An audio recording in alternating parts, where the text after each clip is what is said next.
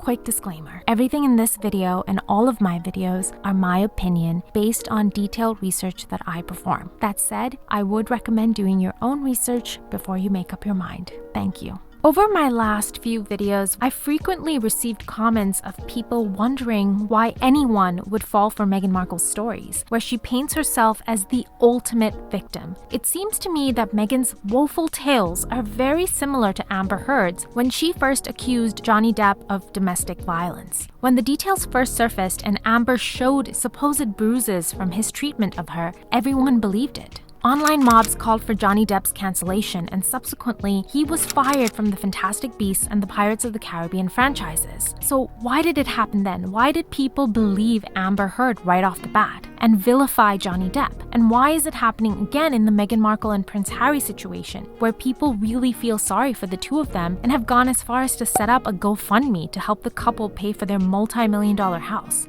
Well, here's why I think that's happening. There is this way of thinking that's been on the rise in America for the last few decades. It's called postmodernism, and it directly relates to woke and cancel culture. Now stay with me for a second, because understanding this philosophy really helped me understand why people are rushing to defend Meghan. Postmodernists believe that every relationship is built on power and can be broken down into one person being the oppressor and the other person the victim. So based on this understanding, it stood to reason that one of the most powerful families in the world would bully and oppress a mixed-race woman from relatively humble beginnings. Just like it made sense that a rich, white, world-famous celebrity like Johnny Depp would victimize his wife. And this is exactly what Amber Heard was counting on. When Johnny Depp was confronting her for using physical violence against him, she blatantly said that no one was going to believe him. Postmodernists rush to defend the victim in any situation and stop the oppressor. This is why canceling someone has become a common occurrence, since people band together to end the injustice that they're causing, and they have a preconceived notion of who is the victim in any situation. For example,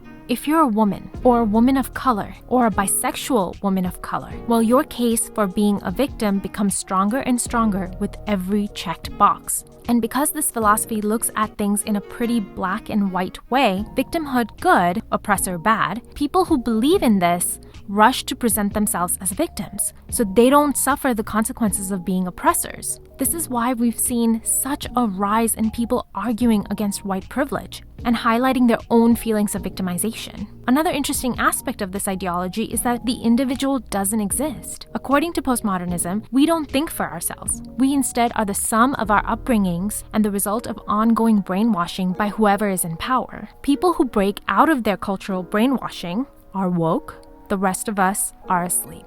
It's because of this ideology that people believe that if you criticize Meghan Markle and defend the royal family, you've been brainwashed by colonialism. This is also why there is no more tolerance for differing opinions. Remember when people used to say, it's a free country, and that's your opinion, and agree to disagree and move on? That's become more and more rare now, because of the idea that the wrong opinion is going to create oppression and therefore must be stomped out, due to a belief that ideas and opinions can be inherently violent. The postmodernist solution to the idea of violent ideas has been to create safe spaces where differing ideas are kicked out. Okay, why am I telling you all this? Well, because postmodernism is on the rise in American popular culture right now, so it stands to reason that we should analyze what it is so that we can understand it. This is the culture war that we're all caught up in, and it's between people who believe in the individual and their ability to think and react, and on the other side are the postmodernists that see us all as brainwashed people that need to be educated. After the Oprah interview with Meghan Markle and Prince Harry aired, Piers Morgan debated the various details that came out of the interview with his Good Morning Britain co-host Susanna Reid as well as Alex Beresford.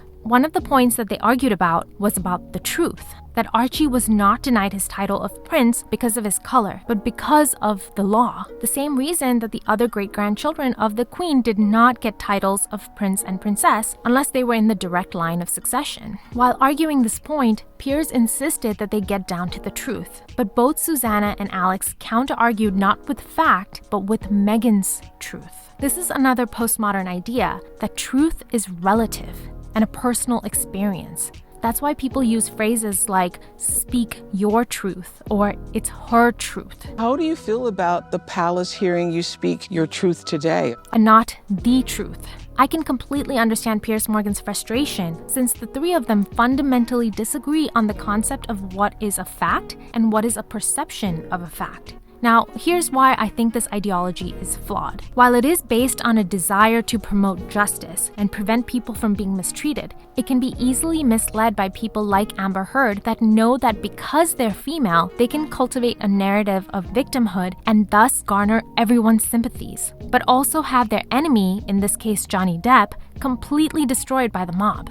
In this situation, Johnny was able to show the world the truth, thankfully, but it's still been such an uphill battle for him, and in the meantime, he has lost so much. So a philosophy meant to seek out justice manages to create even more injustice for one singular reason, and that is that it puts your tribe, your gender, your culture, your race, your sexual preference above you as an individual. This is why people are not willing to cast doubts at Meghan Markle's story, because her actions as an individual are irrelevant. The truth is irrelevant because her group identity puts her in the victim category and her truth backs that up. I don't believe any justice can be attained like this. Instead of us being held responsible for our actions, we are lumped in with groups that could be oppressive or oppressed. And it changes our entire sense of self from being judged on the contents of our character to being judged by the color of our skin, or our gender, or our sexual preferences. It's also a very cynical ideology in the way that it characterizes every relationship between father-son, teacher-student, boss-employee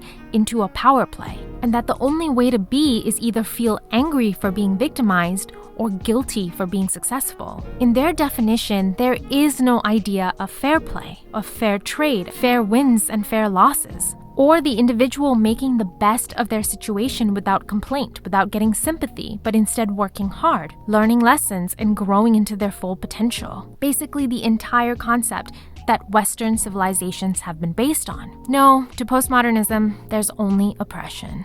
Well, what do you guys think? Does the postmodernism way of thinking make sense to you? And if not, how do you end up arguing with it? Let me know in the comments. Also, don't forget to like, share, and subscribe, and I'll see you next time.